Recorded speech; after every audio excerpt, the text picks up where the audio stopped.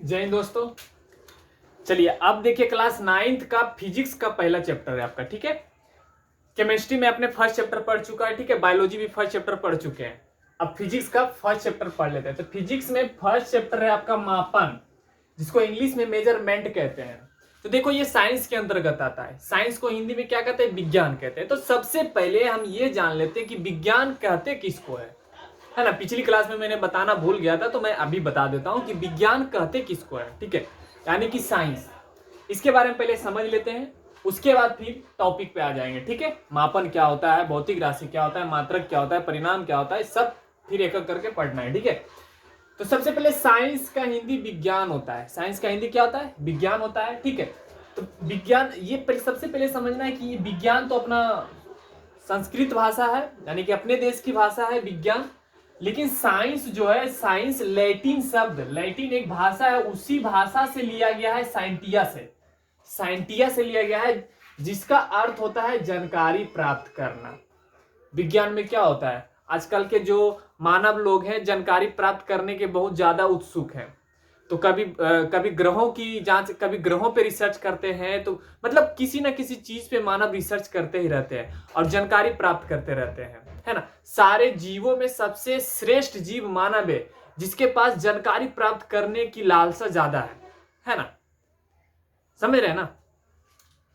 तो साइंस कहां से लिया गया है? साइंस शब्द कहां से लिया गया है? लेटिन शब्द के साइंटिया से लिया गया है। कहां से? साइंटिया से लिया गया है, जिसका अर्थ क्या होता है? जानकारी प्राप्त करना, इंफॉर्मेशन प्राप्त करना। जैसे जो साइंटिस्ट होते हैं, उसको अगर किसी भी चीज पे नजर पड़ जाती है ना, तो उसके बारे में वो सोचना स्टार्ट कर देता है कि ऐसा क्यों, है ना। आप भी हर चीज को देखिए और उसमें क्यों लगाइए और उसका आंसर ढूंढने का कोशिश कीजिए। आप भी एक दिन साइंटिस्ट बन जाइएगा। कोई भी चीज देखिए, जैसे अब पेड़ हरा होता है, तो कभी आप सोचे पेड़ हरा क्यों होता है? तारे रात में चमकते हैं, दिन में नहीं, ऐसा कभी सोचे क्यों लगा? आखिर ऐसा क्यों? उसके बाद जवाब खोजो, मिलेगा। ठीक है। चलिए साइंस समझ गए। आप इसका परिभाषा अगर को पूछ दे कि साइंस का डिफिनेशन क्या होता है, साइंस का परिभाषा कैसे देना है, तो मैंने उसका परिभाषा भी लिख दिया है कि मनुष्य, जानकारी प्राप्त करने का काम तो मनुष्य कर सकता है। अभी तुरंत बताया कि जीवों में सबसे ज्यादा श्रेष्ठ कौन सा है? मानव, यानी कि मनुष्य, जिसे कोई भी चीज सीखने की लालसा, किसी भी चीज में जानकारी प्राप्त करने की लालसा सबसे ज्यादा मनुष्य में होता है। इसीलिए परिभाषा में लिखा है मैंने कि मनुष्य के अवलोकन एवं प्रयोगों से, प्रयोग तो समझ ही रहे, प्रैक्टिकल करके कोई नई चीज बनाना, उस पर रिसर्च कर करके किसी चीज की खोज करना, ठीक है। वास्तविक, क्या वास्तविक, रियल होना चाहिए। जो खोज कर रहा है मनुष्य, वो चीज रियल होना चाहिए, अवास्तविक नहीं होना चाहिए। एवं कर्मबद्ध तरीके से, यानी कि सही तरीके से ज्ञान को ही विज्ञान कहते हैं। फिर से, मनुष्य के अवलोकन एवं प्रयोगों से प्राप्त वास्तविक एवं कर्मबद्ध ज्ञान को ही विज्ञान कहते हैं। समझ में आया? चलिए बहुत अच्छा। देखिए विज्ञान को तो कई सारे भागों में बांटा गया है, अपने उस जानकारी के अनुसार, उस पर रिसर्च के अनुसार, मतलब विज्ञान को काफी भागों में बांटा गया है। लेकिन मुख्य रूप से आप सभी को विज्ञान का 2 ही भाग पढ़ना है। विज्ञान को मुख्य रूप से 2 भागों में बांटा गया है, पहला फिजिकल साइंस और दूसरा बायोलॉजिकल साइंस, ठीक है। फिजिकल साइंस क्या होता है? यह भी विज्ञान की एक शाखा है, ठीक है, जिसके अंतर्गत निर्जीव वस्तुओं का अध्ययन किया जाता है। किसका अध्ययन किया जाता है? निर्जीव वस्तुओं का अध्ययन किया जाता है। निर्जीव तो आप समझ रहे, निर्जीव को इंग्लिश में क्या कहते हैं? नॉन लिविंग थिंग कहते हैं। क्या कहते हैं? नॉन लिविंग थिंग, यानी कि जिसमें ना जीवन हो, ना वो खुद से चल फिर सकता हो, ना श्वास ले सकता हो, ना जनन कर सकता हो, उसी को निर्जीव कहते हैं ना। तो फिजिकल साइंस के अंतर्गत जो है केवल निर्जीव वस्तुओं का अध्ययन किया जाता है, ठीक है। जैसे ग्रह निर्जीव है ना, उस पर अध्ययन किया जाता है। कई सारे ऐसे चीज है जो कि जैसे खगोल शास्त्र हो गए, रसायन शास्त्र हो गए, ये सभी क्या है? निर्जीव वस्तु है।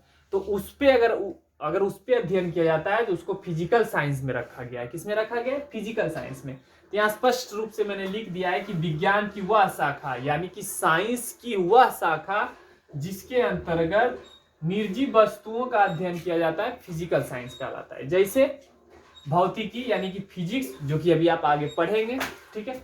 दूसरा रसायन शास्त्र यानी कि केमिस्ट्री, जिसमें पहला चैप्टर आप पढ़ चुके हैं। भूगोल, ज्योग्राफी, है ना, जो कि एसएसटी में आता है आपका, सोशल साइंस जिसको कहते हैं। भूगर्भ शास्त्र, खगोल शास्त्र, ज्योतिष शास्त्र, ये सभी जो है फिजिकल साइंस है। ठीक है, किसके ये कहाँ पे रखा गया, इसको फिजिकल साइंस में रखा गया, क्योंकि इसमें जो ये सब सारे चीज जो भी बताए हैं ये सभी निर्जीव होते हैं, और अगर इस पे अध्ययन किया जाता है तो उसको फिजिकल साइंस में रखा गया है। ठीक है, विज्ञान का दूसरा शाखा है आपका बायोलॉजिकल साइंस। अब इसमें क्या है, इसका जस्ट उल्टा। जब फिजिकल साइंस में निर्जीव वस्तुओं का अध्ययन किया जा रहा है, इसमें सजीव वस्तुओं का अध्ययन किया जाता है। किसका, सजीव वस्तुओं का अध्ययन किया जाता है। ठीक है, जैसे वनस्पति शास्त्र, प्राणी शास्त्र, मानव शास्त्र, जिसको बायोलॉजी कहते हैं। जैसे अभी आपने कोशिका के बारे में पढ़ा था, पिछला क्लास में कोशिका के बारे में पढ़े हैं ना। ठीक है, तो ये सभी आपका किस में आ जाता है, बायोलॉजिकल साइंस में आ जाता है। ठीक है, यहां तक समझ में आ गया। अब देखिए, अब आ जाते हैं अपने टॉपिक पे। ठीक है, भौतिक में आ जाते हैं, क्योंकि अभी हम लोग फिजिक्स पढ़ रहे हैं। क्या पढ़ रहे हैं, फिजिक्स पढ़ रहे हैं, तो अब फिजिक्स पे आ जाते हैं। इतना जानकारी आपको पहले हमें देना चाहिए था, बट मैंने मिस कर दिया, इसलिए मैंने इस फिजिक्स के क्लास में दे दिया। ठीक है, चलिए अब फिजिक्स के बारे में समझ लेते हैं। अब फिजिक्स क्या होता है, फिजिक्स पढ़ रहे हैं भाई, तो फिजिक्स क्या है, फिजिकल साइंस का ही एक भाग है। क्योंकि फिजिकल साइंस में है ना आपका भौतिकी आता है, तो भौतिक में जितने भी जो भी चीज आप पढ़ेंगे ना, ओनली निर्जीव वस्तु के बारे में पढ़ेंगे। फिजिक्स में कभी सजीव वस्तु आएगा ही नहीं। ठीक है, चलिए अब फिजिक्स के बारे में पढ़ लेते हैं, भौतिकी क्या होता है। तो सबसे पहले जानना है कि भौतिकी जो है, ये शब्द ग्रीक भाषा के फ्यूसिस से लिया गया है। कहां से, फ्यूसिस से लिया गया है, जिसका अर्थ होता है प्रकृति, यानी कि नेचर। प्रकृति बोलते हैं ना, प्राकृतिक घटनाएं हो गया। ये प्राकृतिक घटनाएं किसको कहते हैं, जो ऑटोमेटिक होता है, जिसमें हम मानव लोग की कोई योगदान नहीं होता, जैसे भूकंप आना, हवाएं तेज चलना, ये सभी प्राकृतिक घटनाएं हैं। ठीक है, अब देखिए, अब ये जिसका अर्थ क्या होता है, प्रकृति, है ना। फिजिक्स शब्द कहां से लिया गया है, ग्रीक भाषा से, यानी कि ग्रीक शब्द से लिया गया है। ग्रीक शब्द से किससे, फ्यूसिस से लिया गया है, जिसका अर्थ क्या होता है, प्रकृति होता है। जिसका अर्थ क्या होता है, प्रकृति, है ना। अब ये जो भौतिकी है, ये मूल रूप से संस्कृत भाषा है। ये मूल रूप से क्या है, संस्कृत भाषा है, जिसका अर्थ होता है भौतिकी संसार, है ना, भौतिकी संसार, है ना। अब देखिए, भौतिकी जो है फिजिकल साइंस का एक भाग है। अभी मैंने तुरंत बताया था ना कि फिजिकल साइंस के अंतर्गत ये आपका भौतिकी आता है, यानी कि फिजिक्स आता है। ठीक है, भौतिकी को प्राकृतिक विज्ञान कहा जाता है, नेचुरल साइंस। भौतिकी को क्या कहा जाता है, प्राकृतिक विज्ञान। समझ में आ गया। अब इसका परिभाषा कोई पूछ दे तो कैसे बताओगे, तो मैंने परिभाषा भी लिख दिया है।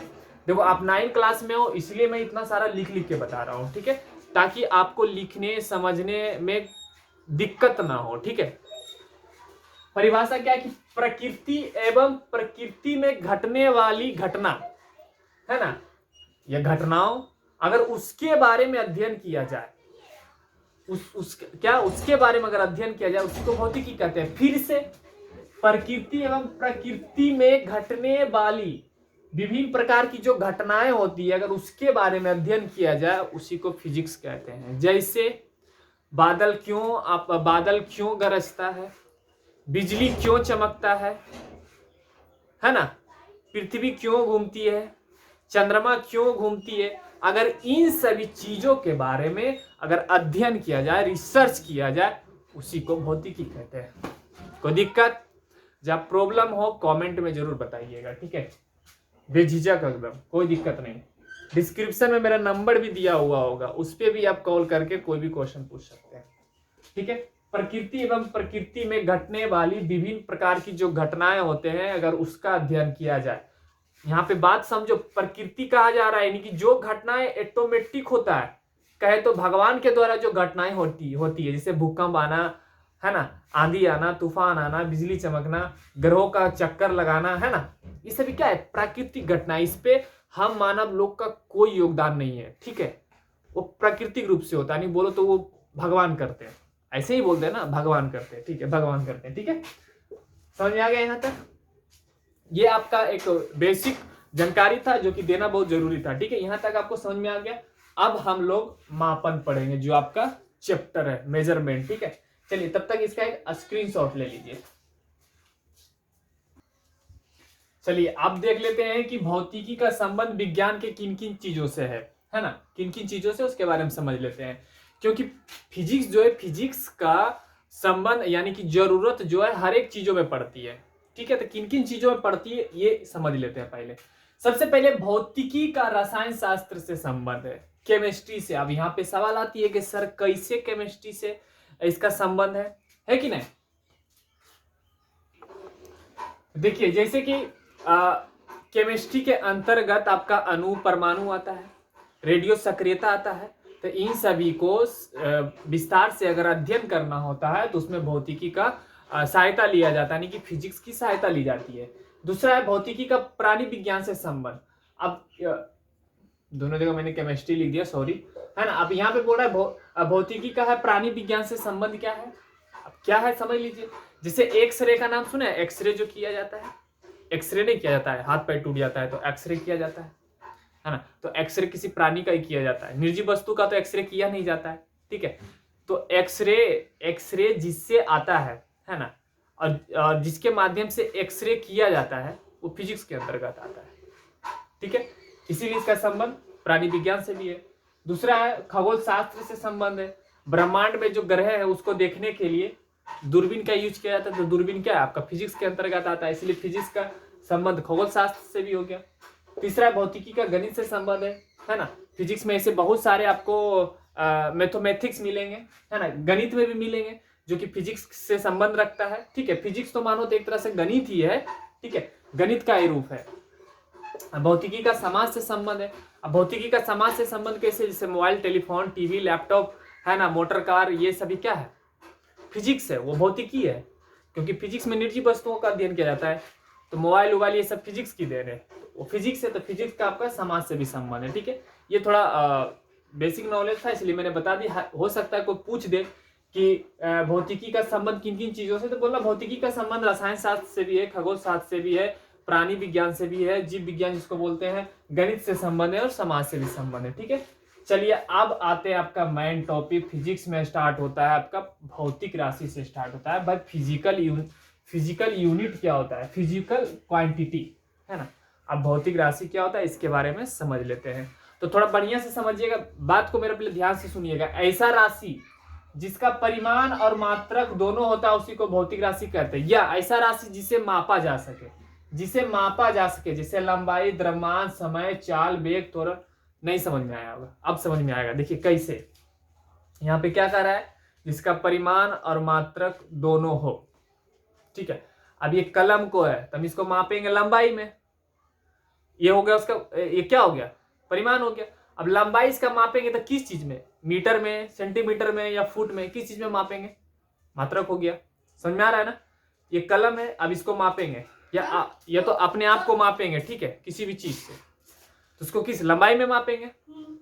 अब लंबाई को मापेंगे तो या तो मीटर में मापेंगे या तो सेंटीमीटर में या फुट में, वो उसका मात्रक हो गया। ठीक है, डायरेक्ट यहाँ सीधा समझना कि ऐसा राशि जिसे मापा जा सके उसी को भौतिक राशि कहते हैं। ठीक है, इंग्लिश में बोले तो फिजिकल क्वांटिटी। चलिए अब इकाई या मात्रक किसे कहते हैं, यूनिट। अभी तुरंत मैंने यहाँ पे बताया है कि किसी की लंबाई मापेंगे तो लंबाई आपका परिमाण हो गया, क्या हो गया, परिमाण हो गया। अब लंबाई को किस चीज में मापेंगे, या तो मीटर में, सेंटीमीटर में, एमएम में, इन्हीं सारी चीजों में मापी जाती है ना, वही आपका मात्रक हो गया। अब मात्रक किसे कहते हैं उसका भी डिफिनेशन यहाँ समझ लीजिए। ऐसा मानक यानी कि ऐसा स्टैंडर्ड, है ना, जिसका उपयोग भौतिक राशि, देखिए ऐसा मात्रक यानी कि ऐसा मानक, है ना, जिसका उपयोग भौतिक राशि, यहाँ पे भौतिक राशि है, ठीक है, भौतिक राशि मापने के लिए किया जाता है, मात्रक या इकाई कहलाता है। जैसे फुट, सेंटीमीटर, मीटर, ग्राम, किलोग्राम। अब हमें चावल का वजन करना है, ठीक है, तो तराजू से करेंगे, वो भी एक मेजरमेंट ही है ना तराजू। तो तराजू क्या हो गया आपका, क्या हो गया उसका, वो परिणाम हो गया, क्या हो गया वो, यानी द्रव्यमान हो गया। अब उसका द्रव्यमान हमें मापना, तो द्रव्यमान किस चीज में, या तो किलोग्राम में होगा या तो केजी में होगा, तो उसका वजन मापना है। ठीक है, तो उसका मात्रक क्या हो जाएगा, किलोग्राम। समझ में आया। पाउंड है, सेकेंड है, न्यूटन है, अग्र है, जूल है, बहुत सारे सब एक आपको सब चीज समझ में आ जाएगा आगे धीरे धीरे। ठीक है, यहां तक समझ में आ गया। अब है मात्रक के प्रकार। भाई यूनिट्स कितने टाइप के होते हैं, तो यूनिट्स मुख्य रूप से 3 टाइप्स के होते हैं, उसके 3 प्रकार होते हैं, है ना। यूनिट के कितने रूप होते हैं, 3 रूप होते हैं। पहला है आपका मूल मात्रक, फंडामेंटल यूनिट, आगे आपका डिफिनेशन बताएंगे अभी। रुकिए जरा। दूसरा है व्युत्पन्न मात्रक, डेरिवेटिव यूनिट। तीसरा है सहायक मात्रक, सप्लीमेंट्री यूनिट। इकाई को कितने भाग में रखा गया? 3 भाग में, यानी कि मात्रक को कितने भाग में बांटा गया? 3 भाग में। मूल मात्रक, व्युत्पन्न मात्रक, सहायक मात्रक। मूल मात्रक, व्युत्पन्न मात्रक, सहायक मात्रक। व्युत्पन्न मतलब उल्टा भी होता है ना, लेकिन यहाँ पे उल्टा नहीं समझना है आपको। यहाँ पे व्युत्पन्न मात्रक को व्युत्पन्न मात्रक समझना, जब इसका डिफिनेशन लिखाएंगे समझ में आ जाएगा। मूल मात्रक, सहायक मात्रक और व्युत्पन्न मात्रक, ठीक है। यहां तक समझने में कोई दिक्कत नहीं। भौतिक राशि और इकाई समझ में आ गया। भौतिक राशि किसे कहेंगे? जिस राशि को मापा जा सके, या ऐसी राशि जिसे मापा जा सके। ये भी तो एक राशि है, इसको मापा जा सकता है ना। इसको जिन चीज से नापेंगे वो मात्रक हो गया। हाँ, जैसे जिस मेजरमेंट से इसको मापेंगे वो क्या हो जाएगा? जैसे अब हमें इंच से मापना है, इसकी लंबाई को मापना है, तो लंबाई इसका क्या हो जाएगा? भौतिक राशि। अब लंबाई को अगर हम सेंटीमीटर में मापेंगे या तो मीटर में मापेंगे, वो क्या हो गया आपका? यूनिट, यानी कि इकाई हो जाएगा, है ना, मात्रक। कोई दिक्कत नहीं। चलिए इसको लिख लीजिए या तो स्क्रीनशॉट ले लीजिए। चलिए अब मात्रक के प्रकार समझ लेते हैं, टाइप्स ऑफ यूनिट्स, ठीक है। मात्रक के 3 प्रकार, पहला मूल मात्रक, दूसरा व्युत्पन्न मात्रक, तीसरा सहायक राशियां या मात्रक, जो भी बोलो कोई दिक्कत नहीं है, ठीक है। मूल मात्रक को इंग्लिश में फंडामेंटल यूनिट्स कहते हैं। आप देखो ये क्या होता है, इसके बारे में पहले समझ लेते हैं कि ऐसा मात्रक, क्या? ऐसा मात्रक जो किसी अन्य मात्रक पर निर्भर नहीं करता है। इंग्लिश में वोवेल पढ़े हैं? वोवेल किसे कहते हैं? जो किसी पे डिपेंड ना रहता हो, है ना। और कॉन्सोनेंट किसको कहते हैं? जो वोवेल की सहायता से बोली जाती है। और वोवेल किसी की सहायता से नहीं बोली जाती, वो अकेले बोली जाती है। इंग्लिश में पढ़ाएंगे जब ग्रामर स्टार्ट करेंगे। तो वैसे इसमें भी है, मूल मात्रक केहू पे डिपेंड नहीं रहता, ये अकेले है। केहू पे डिपेंड नहीं रहता, ये अकेले ही जिंदाबाद रहता है, ठीक है, समझ रहे हो ना। इसलिए यहाँ पे मैंने लिख दिया है कि ऐसा मात्रक जो किसी अन्य मात्रक पर डिपेंड नहीं रहता है, इसे आधारी मात्रक भी कहा जाता है, ठीक है। इसको 2 नाम से भी जानते हैं, पहला मूल मात्रक, दूसरा आधारी मात्रक, ठीक है। जैसे लंबाई, द्रव्यमान, समय, ताप, ज्योति तीव्रता, विद्युत धारा, रासायनिक के क्षेत्र में पदार्थ का द्रव्यमान, ये सभी जो है किसी पे डिपेंड नहीं रहता है, बल्कि इस पे डिपेंड कोई और रहता है। तो कौन रहता है वो भी समझ लेंगे आगे, है ना। तो मूल मात्रक किसको कहेंगे? फंडामेंटल की वैसा मात्रक या वैसा मात्रक जो किसी अन्य मात्रक पर डिपेंड नहीं रहता है, यानी कि निर्भर नहीं रहता है, उसको मूल मात्रक या आधारी मात्रक भी कहते हैं। समझ में आ गया यहां तक? जैसे ये पूछ देगा लंबाई, द्रव्यमान, समय केहू पे निर्भर नहीं रहता है, ठीक है। अब दूसरा है व्युत्पन्न मात्रक। अब इसके बारे में समझ लेते हैं, वैसा मात्रक जो मूल मात्रक पे डिपेंड रहता है। अब जैसे बाबू तुम ही बताओ कि अब सेंटीमीटर है, तो सेंटीमीटर उस पर कैसे डिपेंड करता है? तो आप सेंटीमीटर को या तो लंबाई में मापा जा सकता है, चौड़ाई में मापा जा सकता है ना। ऐसे सेंटीमीटर को कैसे कह सकते हैं सेंटीमीटर है? कह सकते हैं कि कोई दीवार 3 सेंटीमीटर लंबा है ना, कोई खंभा 3 सेंटीमीटर 3 फीट लंबा है, 3 फीट चौड़ा है ना। तो ये किस पे डिपेंड हो जा रहा है? मूल मात्रक पे डिपेंड पड़ रहा है। इसीलिए यहाँ पे मैंने लिख दिया कि वे राशियां जो मूल भौतिक राशि से प्राप्त किए जाते हैं, या वह मात्रक जो मूल मात्रक पे डिपेंड रहता है, यानी कि निर्भर करता है, व्युत्पन्न मात्रक कहलाता है। जैसे अब देख लो चाल का मात्रक है। चाल का मात्रक बराबर क्या होता है? दूरी का मात्रक बटे समय का मात्रक। तो दूरी और समय आपका क्या हो गया? मूल मात्रक हो गया। अब दूरी को हमें किस चीज में समझेंगे कि कितना दूरी कोई आदमी चला है? चाल की मात्रक यहाँ निकाल रहे हैं, तो दूरी को या तो लंबाई में या तो किलोमीटर में मापा जाता है ना, और समय को सेकेंड में। समय को दूसरा है, समय को किस में? समय को सेकेंड में भी मापा जा सकता है, घंटे में मापा जा सकता है, मिनट में। इसलिए यहाँ पे मैंने लिख दिया है कि वह मात्रक जो मूल मात्रक पर निर्भर करता है वो व्युत्पन्न मात्रक कहलाता है, ठीक है। वो क्या कहलाता है? व्युत्पन्न मात्रक। असहायक राशियां, ये सब, ये जो है सप्लीमेंट्री यूनिट इसको इंग्लिश में कहते हैं। ये क्या है कि वे राशियां जो मूल राशियों की सहायता करता है। अब ये जो है ना, इसको सहायता करता है, ये इसको सहायता किया और ई इसको सहायता कर दिया, ठीक है। यानी कहने का मतलब है कि मूल मात्रक जो है सहायक राशि पे डिपेंड है, जबकि व्युत्पन्न मात्रक मूल मात्रक पे डिपेंड है, ठीक है। तो सहायक राशियां किसको कहेंगे? वे राशियां जो मूल मात्रक को या मूल मात्रक की राशियों को सहायता करता है, सहायक राशि कहलाता है। सहायक मतलब तो समझ रहे हो, जो मददगार होता है, जो मदद करता है, उसी को सहायक कहते हैं। तो ये किसका सहायक है, मतलब किसका मदद करता है, तो मूल मात्रक का मदद करता है। ठीक है, आप समझ लेते हैं विभिन्न प्रणालियां के बारे में। प्रणालियां है कि अलग अलग देशों में अलग अलग तरह से कोई भी चीज मापा जाता है, तो वही प्रणालियां होती है। जिससे प्रणालियां तीन प्रकार के होते हैं। पहला फुट पाउंड सेकेंड, दूसरा सेंटीमीटर ग्राम सेकेंड, ठीक है, तीसरा है मीटर किलोग्राम सेकेंड। 3 प्रणालियां है इसका। ठीक है, तो पहले फुट पाउंड सेकेंड प्रणाली के बारे में पढ़ लेते हैं। तो ये प्रणाली जो ये ब्रिटिश प्रणाली है। ब्रिटिश तो आप समझ ही रहे हैं क्या होता है, ब्रिटिश, लंदन इंग्लैंड नाम सुने।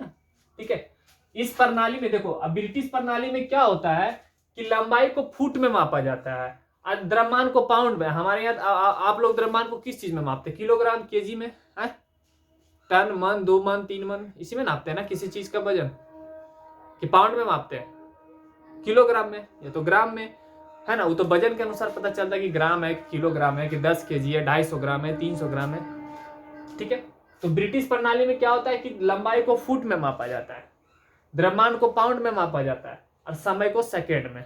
ठीक है, यही कहलाता है फुट पाउंड सेकेंड। इसको शॉर्टकट में FPS सिस्टम कहते हैं। F से फुट, P से पाउंड, S से सेकेंड, और सिस्टम मतलब प्रणाली, है ना। फुट पाउंड सेकेंड प्रणाली को शॉर्टकट में क्या बोल सकते हैं, FPS सिस्टम, है ना। F से फुट, P से पाउंड, S से सेकेंड। क्वेश्चन पूछा जा सकता है FPS किसकी प्रणाली है, ब्रिटिश, अमेरिका, रूस, क्या बताओगे आप, ब्रिटिश, फ्रांसीसी भी दे सकता है ऑप्शन में। तो आप क्या इसमें ऑप्शन मारोगे, टिक मारोगे ब्रिटिश में। फुट पाउंड सेकेंड समझ में आ गया। चलिए यहां तक आप स्क्रीनशॉट ले लीजिए, बाकी जो आपका बच रहा है centimetre gram second metre next class में बताएंगे। ठीक है, चलिए लिख लीजिए इसको।